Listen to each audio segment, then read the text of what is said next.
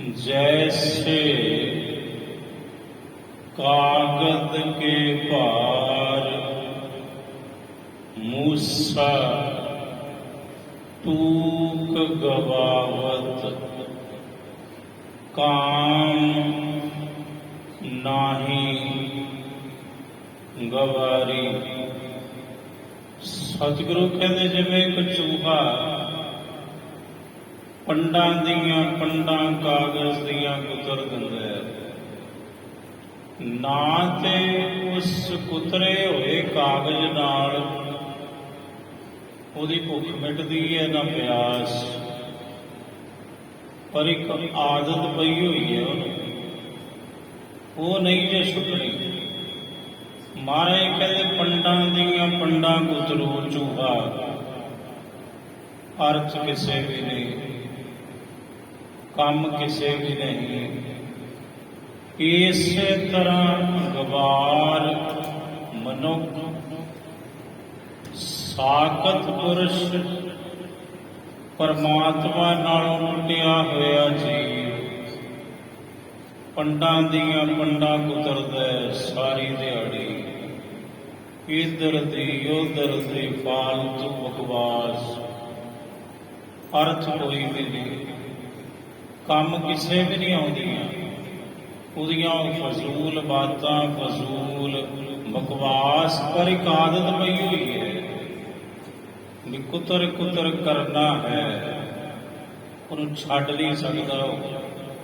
ਜਿਵੇਂ ਚੂਹਾ ਆਪਣੀ ਆਦਤ ਸੇ ਮਜਬੂਰ ਹੈ, ਇਸੇ ਤਰ੍ਹਾਂ ਸਾਕਤ ਵੀ ਆਪਣੀ ਆਦਤ ਸੇ ਮਜਬੂਰ ਹੈ।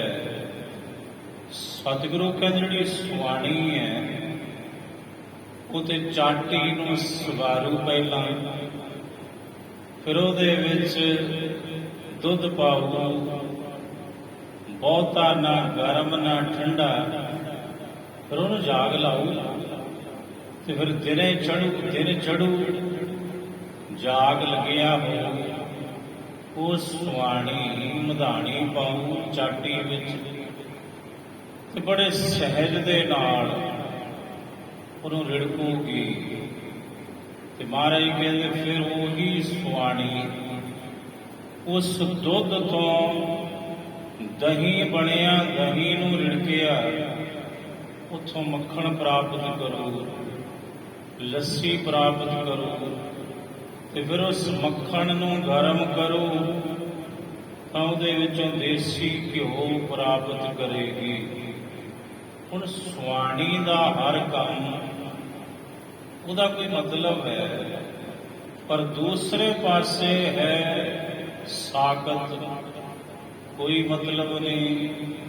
ਪਾਣੀ 'ਚ ਮਧਾਣੀ ਪਾਈ ਹੈ, ਨਿਕਲਦਾ ਕੱਖ ਵੀ ਨਹੀਂ। ਸਤਿਗੁਰੂ ਕਹਿੰਦੇ ਭਾਈ ਸਾਕਤ ਇਹੋ ਜਿਹਾ ਹੁੰਦਾ ਹੈ, ਸਾਕਤ ਕਾ ਬਗਨਾ ਇਉਂ ਜਾਨੋ ਜੈਸੇ ਪਵਨ ਚੁਲਾਈ। ਮਹਾਰਾਜ ਕਹਿੰਦੇ ਸਾਕਤ ਦਾ ਬੋਲ, ਸਾਕਤ ਦਾ ਬੋਲਣਾ ਇੰਝ ਹੁੰਦਾ ਜਿਵੇਂ ਹਵਾ ਦਾ ਬੁੱਲਾ ਹੁੰਦਾ, ਆਇਆ ਤੇ ਗਿਆ, ਮਤਲਬ ਕੁਛ ਵੀ ਨਹੀਂ। ਇੰਝ ਹੁੰਦੇ ਨੇ ਸਾਕਤ ਦੇ ਬੋਲ, ਇਹੋ ਜਿਹੇ ਹੁੰਦੇ ਨੇ ਸਾਕਤ ਦੇ ਕਰਮ। ਇਹੀ ਖੁਲਾਸਾ ਸੋਢੀ ਸੁਲਤਾਨ ਧੰਨ ਸ੍ਰੀ ਗੁਰੂ ਰਾਮਦਾਸ ਸਾਹਿਬ ਜੀ ਮਹਾਰਾਜ ਨਟ ਰਾਗ ਦੇ ਅੰਦਰ ਚੱਲ ਰਹੇ ਇਸ ਪਾਵਨ ਸ਼ਬਦ ਦੀਆਂ ਅਗਲੀਆਂ ਪੌੜੀਆਂ ਵਿੱਚ ਕਰਦੇ ਹਨ। ਸਾਕਤ ਕਰਮ ਪਾਣੀ ਜਿਉ ਮਚੀਐ। ਸਾਕਤ ਦੇ ਕਰਮ ਜਿਵੇਂ ਪਾਣੀ ਨੂੰ ਮਥੀਐ, ਰਿੜਕੀ ਦਾ ਹੈ। ਹੁਣ ਬਟਰ ਲੱਭੋਗੇ ਕਿੱਥੋਂ? ਰਿੜਕ ਤੇ ਪਾਣੀ ਰਹੇ, ਉਹ ਮਧਾਣੀ ਤੇ ਤੁਹਾਡੀ ਪਾਣੀ 'ਚ ਪਈ ਹੋਈ ਹੈ, ਦਹੀਂ 'ਚ ਥੋੜੀ। ਤੇ ਮੱਖਣ ਮੁੱਖਣ ਕੋਈ ਨਹੀਂ ਜੇ ਲੱਭਣਾ, ਚਾਟੀ ਚਕਨਾ ਚੂਰ ਕਰੋਗੇ ਤੁਸੀਂ, ਜੇ ਹੱਡ ਕਰੋਗੇ ਤਤ ਨਹੀਂ ਮਿਲਣਾ, ਕਿਉਂਕਿ ਤੁਸਾਂ ਜਾਗ ਨਹੀਂ ਲਾਇਆ, ਦੁੱਧ ਤੋਂ ਦਹੀਂ ਨਹੀਂ ਬਣਾਇਆ, ਤੇ ਜੇ ਦਹੀਂ ਬਣਿਆ ਹੀ ਨਹੀਂ ਤਾਂ ਕਿੱਥੋਂ ਲੱਭਦੇ ਹੋ ਤੁਸੀਂ ਪਾਣੀ ਦੇ ਵਿੱਚੋਂ ਬਟਰ, ਪਾਣੀ ਵਿੱਚੋਂ ਮੱਖਣ ਨਹੀਂ ਜੇ ਲੱਭਣਾ।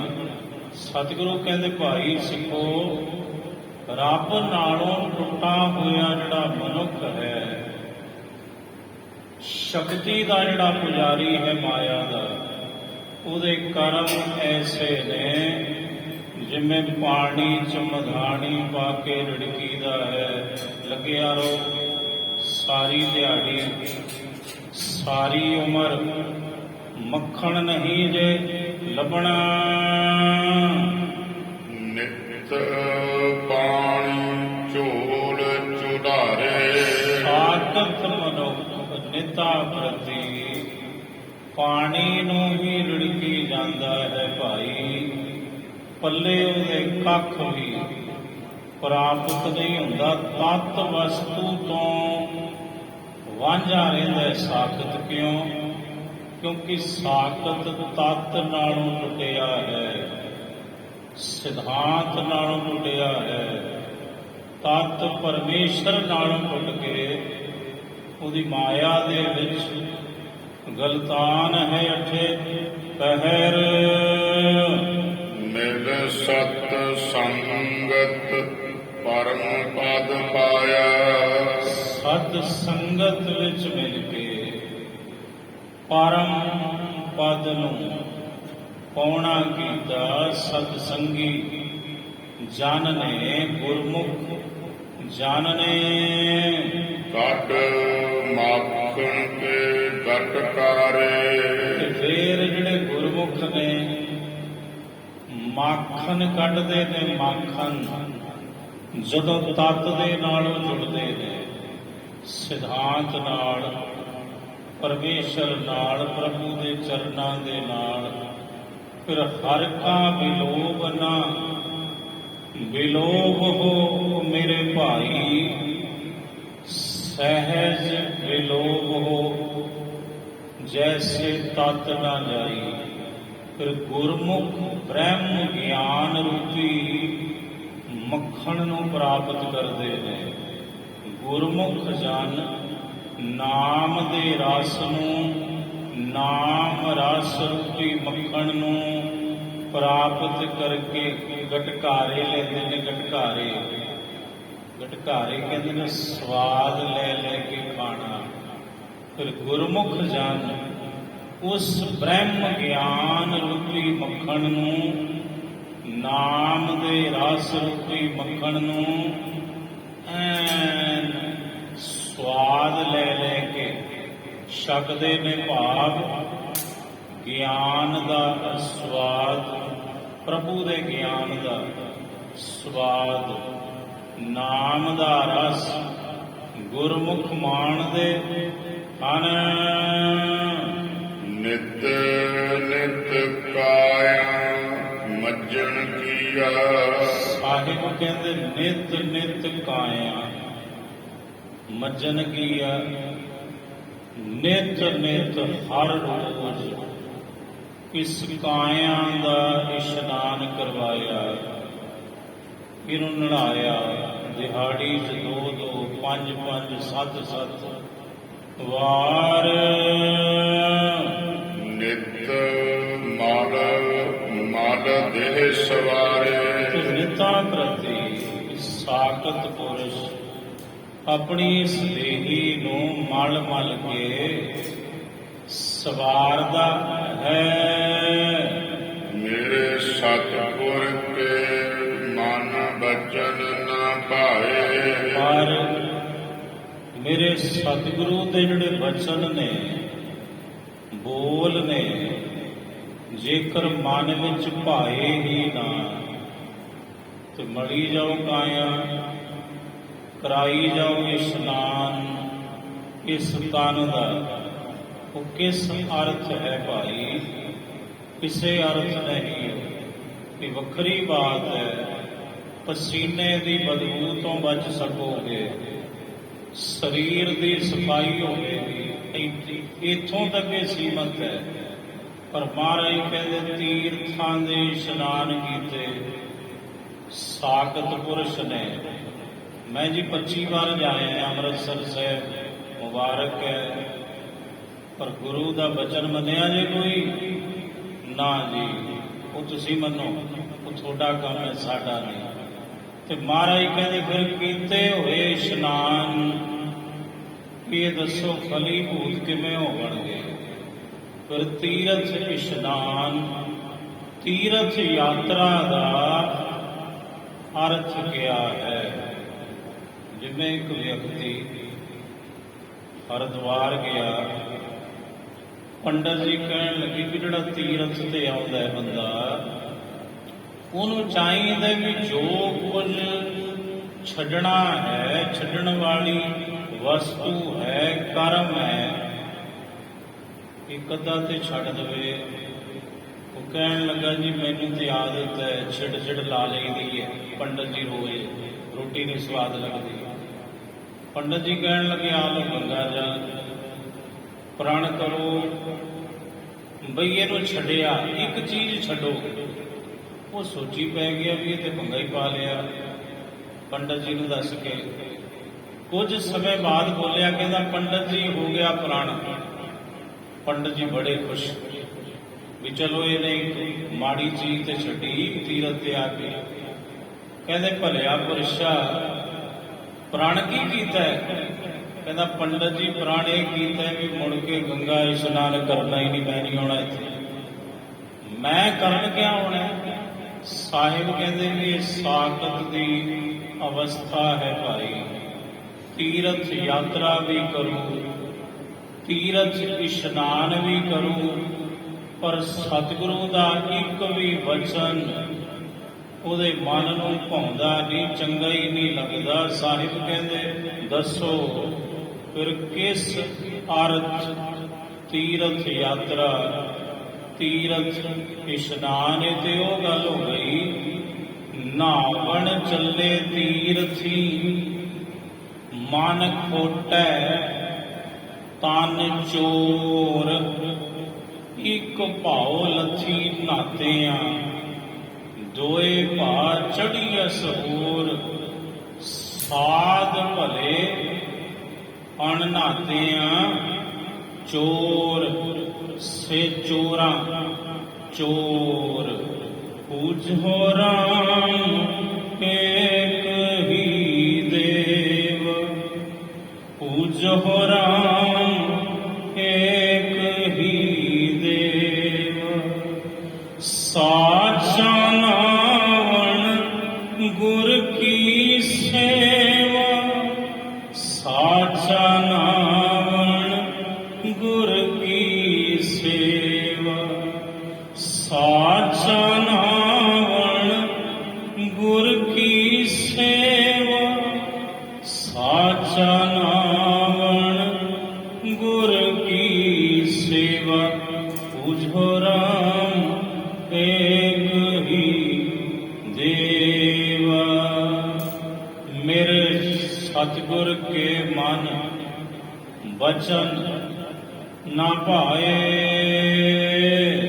ਸਭ ਫੋਕਟ ਚਾਰ ਸ਼ਿੰਗਾਰੇ। ਸਾਹਿਬ ਕਹਿੰਦੇ ਸਭ ਫੋਕਟ, ਫਿਰ ਤੇ ਸਭ ਬੇਅਰਥ, ਫਿਰ ਤੇ ਸਭ ਨਿਸ਼ਫਲ।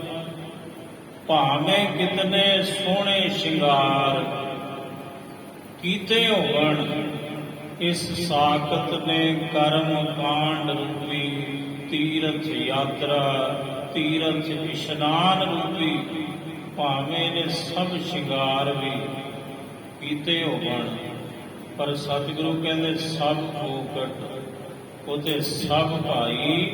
ਫਿਰ ਕੀਤੇ ਹੋਏ ਕਰਮ, ਕੀਤੀ ਹੋਈ ਯਾਤਰਾ, ਤੀਰਥ ਇਸ਼ਨਾਨ ਬੇਅਰਥ ਹਨ।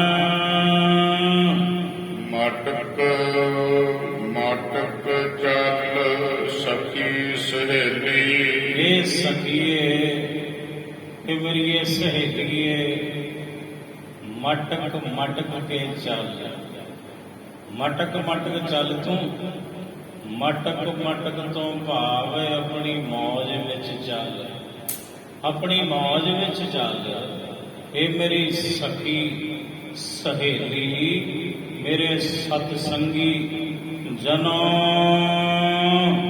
ये ठाकुर के गुण सारे।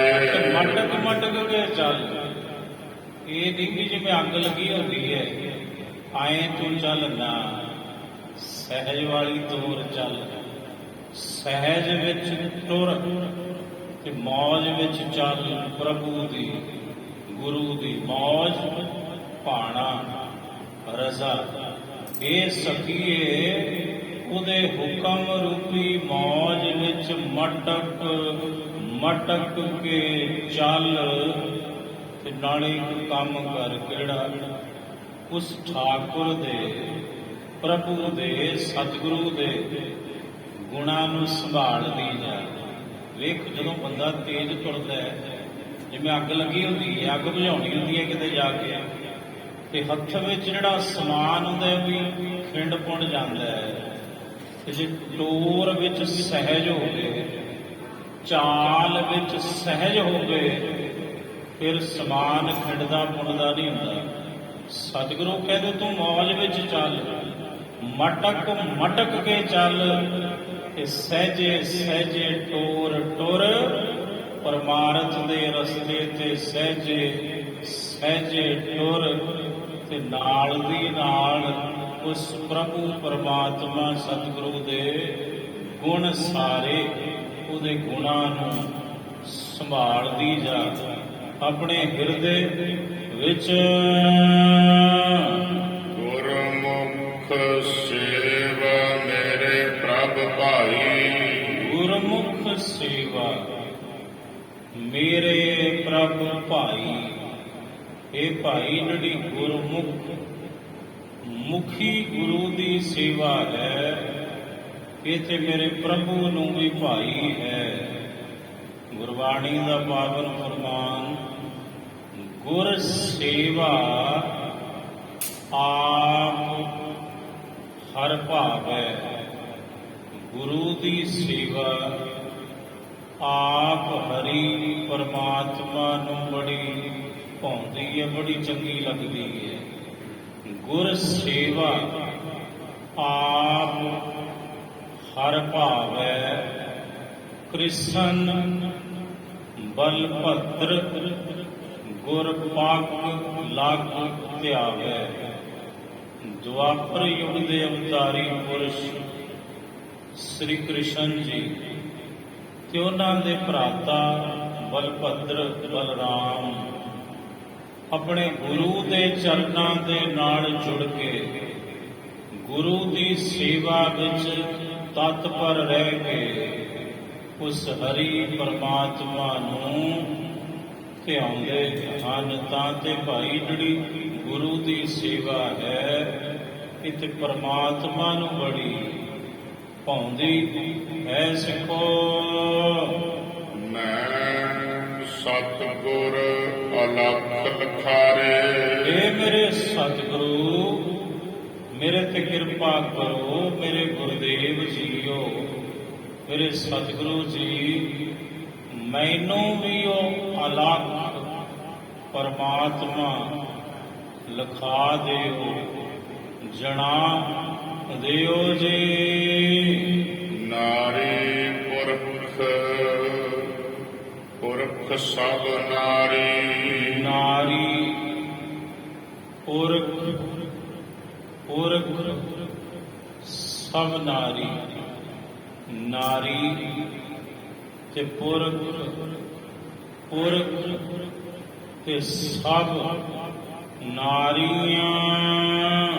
ਸਭ ਇੱਕੋ ਪੁਰਖ ਮੁਰਾਰੇ। ਇਹਨਾਂ ਸਾਰਿਆਂ ਦਾ ਇੱਕੋ ਹੀ ਪੁਰਖ ਹੈ। ਅਸਲ ਵਿੱਚ ਪੁਰਖ ਇੱਕੋ ਹੀ ਹੈ, ਬਾਕੀ ਸਭ ਨਾਰੀਆਂ ਨੇ। ਗੁਰਬਾਣੀ ਦਾ ਪਾਵਨ ਫਰਮਾਨ, ਠਾਕੁਰ ਏਕ ਸਵਾਈ ਨਾਰ। ਏਕਾ ਪੁਰਖ ਮਹਾਰਾਜ ਕਹਿੰਦੇ ਪੁਰਖ ਇੱਕੋ ਹੀ ਹੈ, ਬਾਕੀ ਸਭ ਨਾਰੀਆਂ ਨੇ, ਜੀਵ ਰੂਪੀ ਇਸਤਰੀਆਂ ਨੇ।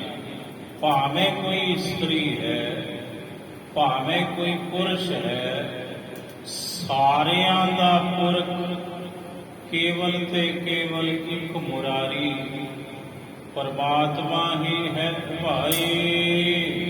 ਸੰਤ ਜਨਾਂ ਕੀ ਰੇਨ ਮਨ ਭਾਈ, ਸੰਤ ਜਨਾਂ ਦੀ ਰੇਣ ਧੂੜੀ ਮਨ ਨੂੰ ਭਾਈ।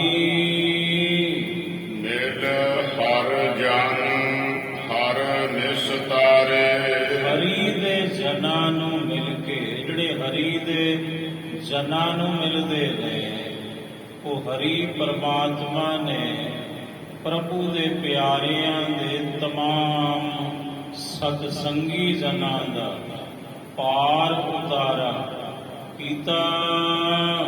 ਗ੍ਰਾਮ ਗ੍ਰਾਮ ਨਗਰ ਸਭ ਫਿਰਿਆ, ਪਿੰਡ ਪਿੰਡ ਨਗਰ ਨਗਰ ਸਾਰੀਆਂ ਥਾਵਾਂ ਤੇ ਇਹ ਜੀਵ ਫਿਰਿਆ। ਰਿਦ ਅੰਤਰ ਹਰ ਜਨ ਭਾਰੇ, ਪਰ ਹਿਰਦੇ ਵਿੱਚੋਂ ਹੀ ਹਰੀ ਦੇ ਜਨ ਨੇ ਹਰੀ ਨੂੰ ਭਾਰੇ ਭਾਰੇ ਕਹੀਏ ਭਾਲ ਲਿਆ, ਟੋਲ ਲਿਆ। ਪ੍ਰਭੂ ਦੀ ਪ੍ਰਾਪਤੀ ਲਈ ਜਿਹੜਾ ਜਗਿਆਸੂ ਹੈ, ਪਿੰਡ ਪਿੰਡ ਸ਼ਹਿਰ ਸ਼ਹਿਰ ਉਸ ਵਾਹਿਗੁਰੂ ਜੀ ਨੂੰ ਢੂੰਡਦਾ ਰਿਹਾ। ਪਰ ਵਾਹਿਗੁਰੂ ਜੀ ਮਿਲੇ ਕਿੱਥੋਂ? ਆਪਣੇ ਹੀ ਹਿਰਦੇ ਵਿੱਚੋਂ ਪ੍ਰਭੂ ਜੀ ਦੀ ਪ੍ਰਾਪਤੀ ਹੋਈ। ਫਿਰਿਆ ਬਹੁਤ ਥਾਵਾਂ ਤੇ ਇਹ ਜੀਵ। ਮੈਂ ਚਾਰੇ ਕੁੰਡਾਂ ਭਾਲੀਆਂ, ਤੁਧ ਜੀਵਨ ਨਾ ਸਾਈਆਂ। ਮੈਂ ਚਾਰੇ ਕੁੰਡਾਂ ਭਾਲੀਆਂ, ਤੁਧ ਜੀਵਨ ਨਾ ਸਾਈਆਂ। ਲੱਭਿਆ ਕਿਥੋਂ? ਮਹਾਰਾਜ ਕਹਿੰਦੇ ਜਹ ਜਹ ਵੇਖੋ ਤਹ ਹਜ਼ੂਰ, ਦੂਰ ਕਤਹੁ ਨਾ ਜਾਈ। ਰਬ ਰਹਿਆ ਸਰਬਤਰ ਮੈਂ, ਮਨ ਸਦਾ ਧਿਆਈ। ਪ੍ਰਭੂ ਨੂੰ ਲੱਭਿਆ ਕਿਥੋਂ? ਪ੍ਰਭੂ ਦੇ ਜਨ ਨੇ ਆਪਣੇ ਹਿਰਦੇ ਵਿੱਚੋਂ ਹੀ ਉਸ ਹਰੀ ਨੂੰ ਭਾਲਿਆ। ਸਰਦਾ ਸਰਦਾ ਉਪਾਏ ਮਿਲਾਏ, ਸਰਦਾ ਸਰਦਾ ਉਪਾਏ ਮਿਲਾਏ। ਸ਼ਰਧਾ ਉਤਪੰਨ ਕਰ, ਸ਼ਰਧਾ ਉਤਪੰਨ ਕਰ। ਇਹ ਮੇਰੇ ਸਤਿਗੁਰੂ, ਮੇਰੇ ਹਿਰਦੇ ਅੰਦਰ ਮੇਰੇ ਪ੍ਰੀਤਮ ਪਿਆਰੇ ਦੀ ਤੇ ਮੇਰੇ ਹਿਰਦੇ ਵਿੱਚ ਸ਼ਰਧਾ ਪੈਦਾ ਕਰ, ਸ਼ਰਧਾ ਪੈਦਾ ਕਰ। ਤੇ ਉਸ ਸ਼ਰਧਾ ਦੀ ਬਦੌਲਤ ਮੈਨੂੰ ਮੇਰੇ ਪ੍ਰੀਤਮ ਪਿਆਰੇ ਨਾਲ ਮਿਲਾ ਦਿਓ। ਮੇਰੇ ਸਤਿਗੁਰੂ ਜੀਓ।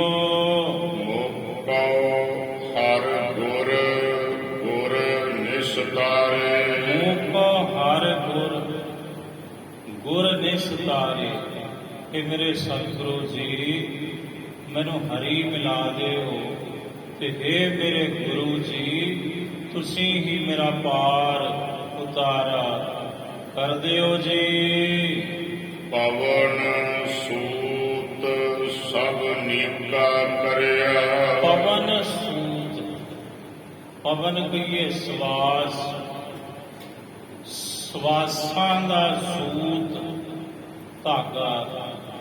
ਇਹ ਜਿਤਨੇ ਸਵਾਸ ਨੇ ਇਹਨਾਂ ਨੂੰ ਨੀਕਾ ਕਰਿਆ। ਨੀਕਾ ਕਹਿੰਦੇ ਨੇ ਭਲਾ, ਚੰਗਾ, ਸਫਲਾ, ਸੋਹਣਾ। ਜਿਹੜੇ ਗੁਰਮੁਖ ਨੇ ਭਾਈ, ਉਹਨਾਂ ਨੇ ਆਪਣੇ ਸਵਾਸਾਂ ਰੂਪੀ ਧਾਗੇ ਨੂੰ ਸੋਹਣਾ ਬਣਾ ਲਿਆ। ਭਾਵ ਸਫਲਾ ਕੀਤਾ। ਸਤਿਗੁਰ ਸ਼ਬਦ ਵਿਚਾਰੇ। ਕਿਵੇਂ ਸਵਾਸਾਂ ਦੀ ਸਫਲਤਾ ਹੁੰਦੀ ਕਿਵੇਂ ਹੈ ਕਿ ਗੁਰਮੁਖਾਂ ਨੇ ਮਹਾਰਾਜ ਇਹ ਸਵਾਸ ਸਫਲੇ ਕਿਵੇਂ ਕੀਤੇ। ਸਾਹਿਬ ਕਹਿੰਦੇ ਸਤਿਗੁਰ ਸ਼ਬਦ ਵਿਚਾਰੇ। ਸਤਿਗੁਰੂ ਦੇ ਸ਼ਬਦ ਦੀ ਵਿਚਾਰ ਦੁਆਰਾ ਸਵਾਸ ਸਫਲੇ ਹੁੰਦੇ ਨੇ ਸਿੱਖੋ। ਤੇ ਗੁਰਮੁਖ ਜਨਾਂ ਨੇ ਸਤਿਗੁਰੂ ਦੇ ਸ਼ਬਦ ਦੀ ਵਿਚਾਰ ਆਪਣੇ ਹਿਰਦੇ ਵਿੱਚ ਧਾਰਨ ਕਰਕੇ ਆਪਣਾ ਇੱਕ ਸਵਾਸ ਸਫਲਾ ਕੀਤਾ। ਮੈਂ ਗੁਰਬਾਣੀ ਆਧਾਰ ਹੈ, ਗੁਰਬਾਣੀ ਲਾਗ ਰਹਾ। ਮੈਂ ਗੁਰਬਾਣੀ ਆਧਾਰ ਹੈ, ਗੁਰਬਾਣੀ ਲਾਗ ਰਹਾ।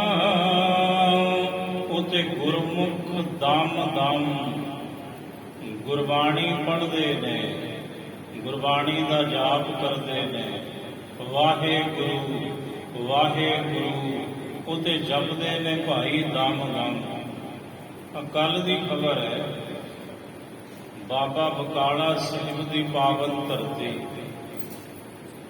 ਉੱਥੇ ਨੇੜੇ ਇੱਕ ਨਗਰ ਦੇ ਵਿੱਚ ਪਾਠ ਰੱਖਿਆ ਸੀ ਤੇ ਪਾਠੀ ਸਿੰਘ ਜੀ ਆਏ।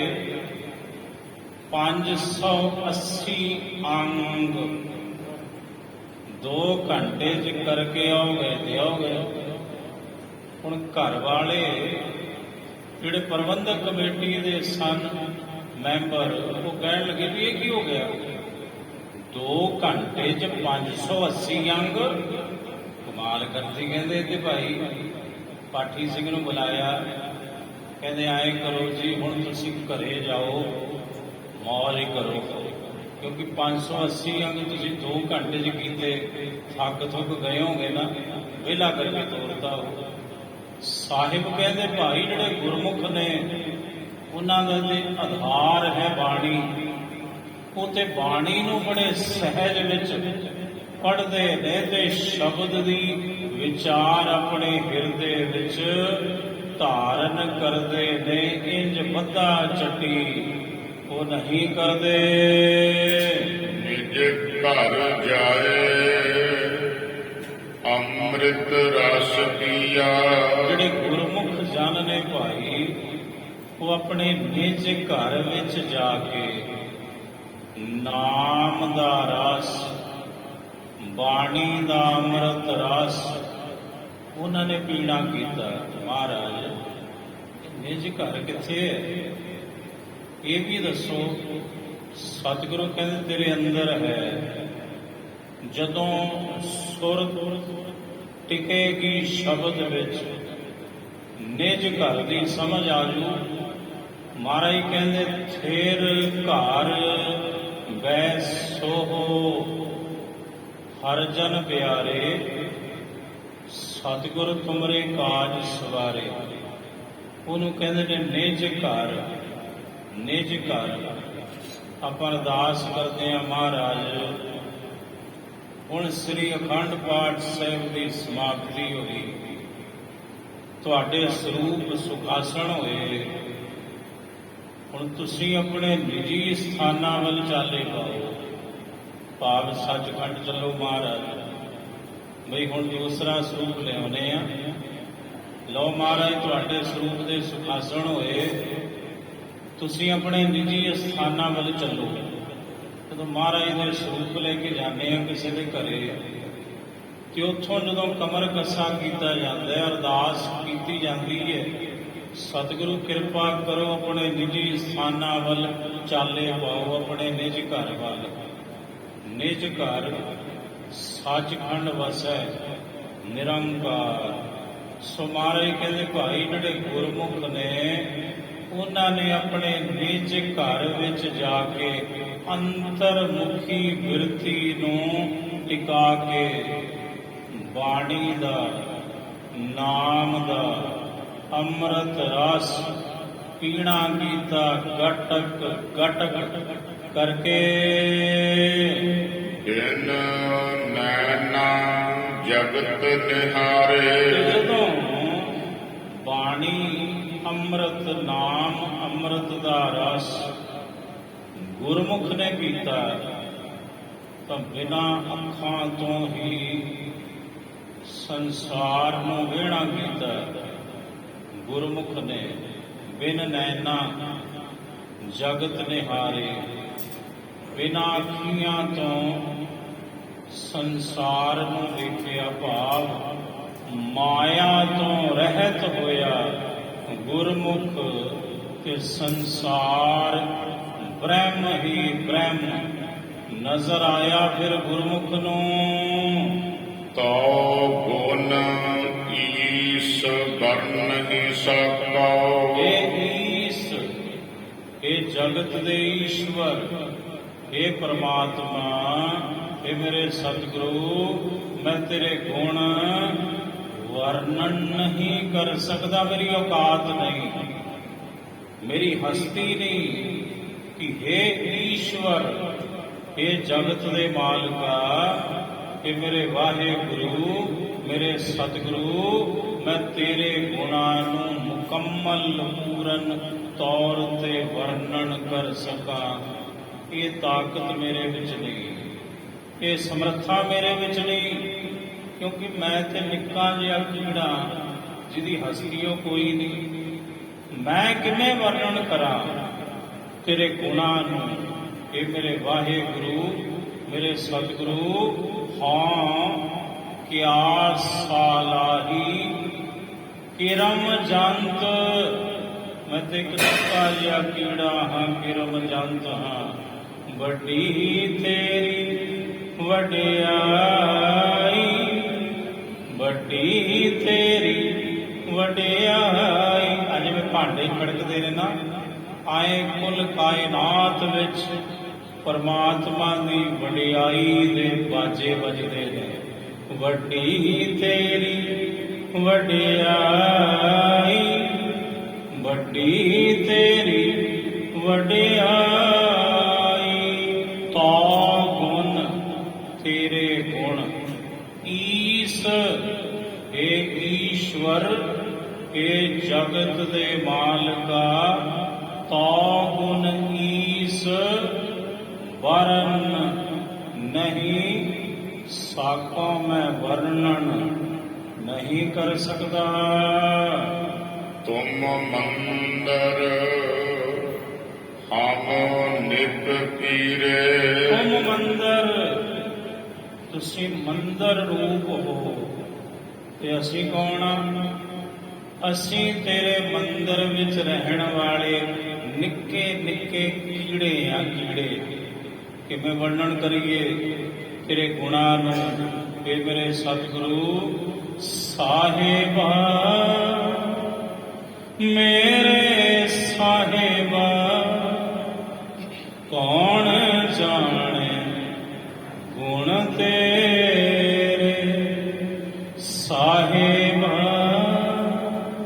ਮੇਰੇ ਸਾਹਿਬਾ, ਕੌਣ ਜਾਣੇ ਗੁਣ ਤੇਰੇ। ਤੋ ਗੁਣ ਈਸ ਵਰਨ ਨਹੀਂ ਸਾਕਾਂ। ਤੁਮ ਮੰਦਰ ਹਮ ਨਿਕ ਕੀੜੇ, ਅਸੀਂ ਨਿੱਕੇ ਨਿੱਕੇ ਕੀੜੇ ਹਾਂ ਤੇਰੇ ਵਿੱਚ ਰਹਿਣ ਵਾਲੇ, ਤੇਰੇ ਸਮੁੰਦਰ ਵਿੱਚ ਰਹਿਣ ਵਾਲੇ। ਇਹ ਮੇਰੇ ਸਤਿਗੁਰੂ, ਇਹ ਮੇਰੇ ਪ੍ਰਭੂ ਪਰਮਾਤਮਾ ਜੀਓ, ਆਏ ਪ੍ਰਭ ਸਰਨਾਗਤੀ, ਕਿਰਪਾ ਨਿਧ ਦਇਆਲ। ਏਕ ਅੱਖਰ ਹਰ ਮਨ ਵਸਤ, ਨਾਨਕ ਹੋਤ ਨਿਹਾਲ। ਵਾਹਿਗੁਰੂ ਜੀ ਕਾ ਖਾਲਸਾ, ਵਾਹਿਗੁਰੂ ਜੀ ਕੀ ਫਤਿਹ।